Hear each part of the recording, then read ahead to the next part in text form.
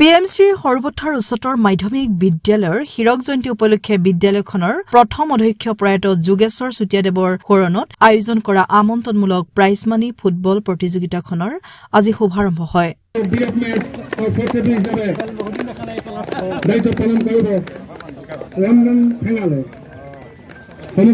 সৰুপথাৰ উচ্চতৰ মাধ্যমিক বিদ্যালয়ৰ আমাৰ হীৰক জয়ন্তীৰ বৰ্ষৰ লগত সংগতি ৰাখি আজি আমি এখনি আমন্ত্ৰণমূলক ফুটবল প্ৰতিযোগিতাৰ শুভাৰম্ভ আমি কৰিছোঁ।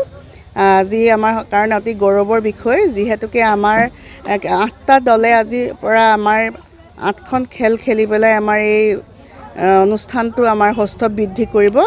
আৰু যিহেতুকে আমাৰ সৰুপথাৰ উচ্চতৰ মাধ্যমিক বিদ্যালয়ৰ সমূহ ছাত্ৰ ছাত্ৰী, শুভাকাংক্ষী, অভিভাৱক অভিভাৱিকা আৰু হীৰক জয়ন্তীৰ লগত জড়িত আমাৰ কৰ্ণধাৰ কমিটি আৰু আন সদস্যসকলৰ লগত একগোট হৈ আজি আমি এই অনুষ্ঠানটো পাতিবলৈ লৈছোঁ।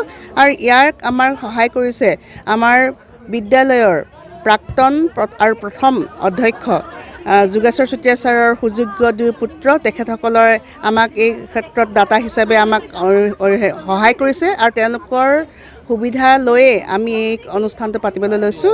আমাৰ এই অনুষ্ঠানটোৱে যাতে সৰুপথাৰ উচ্চতৰ মাধ্যমিক বিদ্যালয় হীৰক জয়ন্তী কাৰ্যভাগ আৰু উৎসাহিত কৰে, তাৰ লগত সংগতি ৰাখি এই অনুষ্ঠানটো আমি পাতিবলৈ ল'লোঁ আৰু সহায় সহযোগিতা কামনা কৰিছোঁ।